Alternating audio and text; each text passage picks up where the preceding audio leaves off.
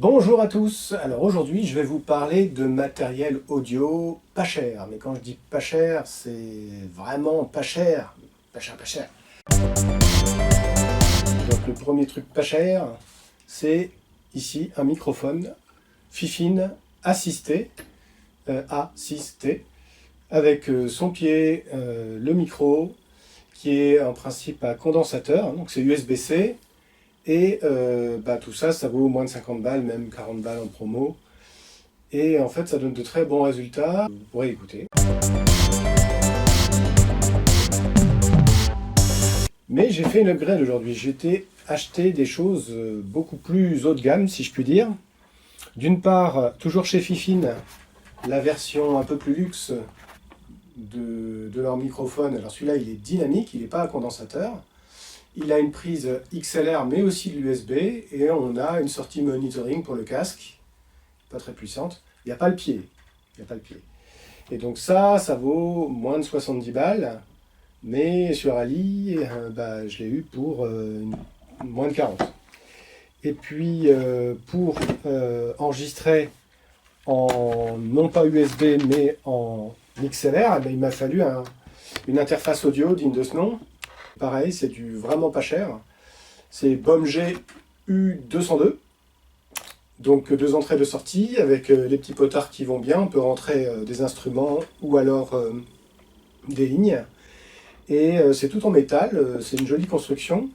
Et puis c'est du 192 kHz, 32 bits, donc très haute définition. C'est de l'USB et ça marche, ça fonctionne avec ASIO for All ou en direct, avec des latences convenables. Et puis pour écouter tout ça avec un casque pas trop colorant, disons un peu neutre, j'ai pris ce qui se fait dans les moins chers de ce genre de choses. Voilà, c'est du super luxe, j'ai acheté chez Thomann et c'est pareil, c'est dans les 30 €. Donc tout ça, ça vous fait un package pour commencer à enregistrer de l'audio sans que ce soit simplement vos microphones d'appareil. Donc il y en a pour moins de 100 € là. Normalement, chacun de ces produits vaut tout seul plus de 100 €. Donc là, je vous ai mis des produits d'une marque connue, mais en même temps, je vous ai mis plutôt leur bas de gamme. Et là, je ne sais pas si vous avez remarqué, mais là, je parle plus avec un micro d'ambiance, mais avec un micro Fifine. Mais lequel? À vous de me le dire. Donc là, c'est le micro A. Donc ensuite, pour faire des tests, je me suis dit, tiens, je vais enregistrer 2 pistes en même temps. J'ai eu un petit problème. Il fallait que je monte en 96 kHz le micro, enfin l'enregistrement, parce que sinon le micro Fifine haut de gamme, il faisait des ronflements.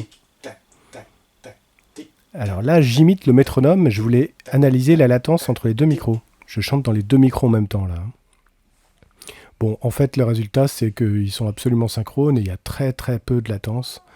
Donc le test et on va dire les deux passent très bien. Attention les oreilles parce que je chante pas bien, mais j'ai testé donc un enregistrement de chant avec les 2 micros en simultané. Au secours, au secours. Alors première chose qu'on remarque, c'est que le micro pas cher, il sonne beaucoup plus fort parce que c'est son petit ampli intégré USB-C qui fait tout un tas de traitements. Donc même en normalisant, j'arrive pas à avoir la même puissance que le micro pas cher. C'est un pré-traitement qui est dans le micro, qui joue bien son rôle pour des usages ordinaires. Maintenant, ça laisse moins de latitude au moment du mix et du traitement ensuite. Donc ensuite, j'ai exporté ce segment de chant dans Audacity et j'ai fait une analyse de fréquence pour constater que globalement la courbe est extrêmement proche avec les mêmes caractéristiques, sauf un bump dans les aigus pour le micro le moins cher des deux. Donc c'est pas un vrai test approfondi, faudrait enregistrer des instruments, il faudrait enregistrer plein de choses. Mais on peut dire qu'ils s'en sortent tous les deux très bien, donc ils sont très agréables à entendre. J'ai également fait des tests avec le micro plus cher, le K688, branché en USB-C. Et là on se retrouve avec le jumeau de son petit frère en termes d'audio. Je pense que c'est lié au petit ampli qui est dedans, alimenté en USB-C, et qui fait la conversion et qui fait un peu de traitement. Donc là, je dirais peu d'intérêt, hein. Alors, si vous demandez ce que je fais avec ces micros, je vous mets le petit extrait de la partie que j'ai massacrée tout à l'heure. On the way we must avoid all the grinding blows.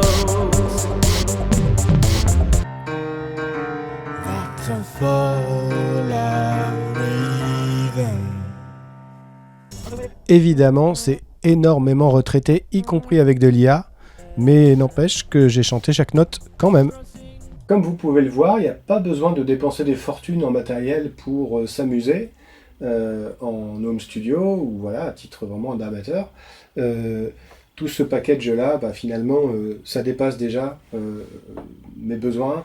Le petit assisté qui est très modeste, eh bien écoutez, il faisait déjà bien l'affaire. Là, je vais pouvoir aller un peu plus loin, avoir une prise de son qui soit un peu plus neutre, hein, c'est ce que les tests m'ont montré. Il n'y a pas de préampli dans ce micro-là qu'on est obligé d'utiliser, contrairement à celui-ci. Donc il y a moyen de prendre quelque chose d'un peu plus neutre à la prise. Et c'est un microphone dynamique, donc je capterai un peu moins les sons d'ambiance.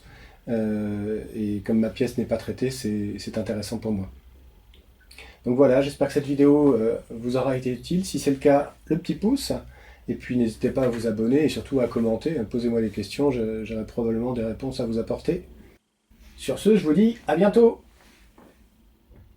I